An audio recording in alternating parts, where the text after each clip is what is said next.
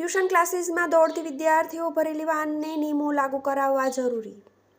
વારંવાર સૂચના છતાં પણ પરમિટ વગર સ્કૂલ વર્ધીના વાહનો દોડાવવામાં આવે છે, જેમની સામે સ્કૂલ પાસે ચેકિંગની કામગીરી આરટીઓ દ્વારા હાથ ધરવામાં આવી છે અને દંડ પણ ફટકારવામાં આવી રહ્યો છે. ત્યારે ટ્યુશન ક્લાસીસમાં પણ કોઈ પણ નિયમોનું પાલન કર્યા વગર જ પરમિટ વિનાની વાહન વિદ્યાર્થીઓ સાથે દોડતી હોય છે.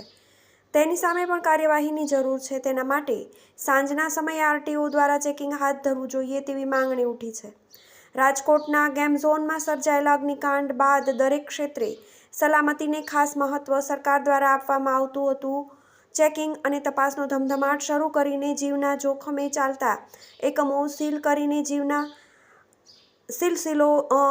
કરવાનો સિલસિલો શરૂ થયો હતો. તે દરમિયાન સ્કૂલ વર્ધીના વાહનોમાં પણ સેફટીના સાધનો વસાવવા તથા ક્ષમતા કરતાં વધુ વિદ્યાર્થીઓ નહીં બેસાડવાના નિયમનું પાલન થાય તે ઉપર પણ ભાર મૂકવામાં આવ્યો હતો, જે અંતર્ગત પ્રથમ સત્ર પૂર્ણ થવા આવ્યું છે. ત્યારે ગાંધીનગર આરટીઓ દ્વારા ચેકિંગ હાથ ધરવામાં આવ્યું છે અને ખાસ ઝુંબેશ અંતર્ગત એક જ દિવસમાં 36,000નો દંડ વસૂલવામાં આવ્યો હતો. તો બીજી બાજુ ટ્યુશન ક્લાસીસમાં પણ પરમિટ વગર વાહનમાં વિદ્યાર્થીઓને ઘેટા બગરાની જેમ બેસાડીને આ વાહન બેફામ દોડાવવામાં આવે છે. ત્યારે અહીં પણ યોગ્ય ચેકિંગ કરવું જોઈએ તેવી લોકમાંગ ઉઠી છે.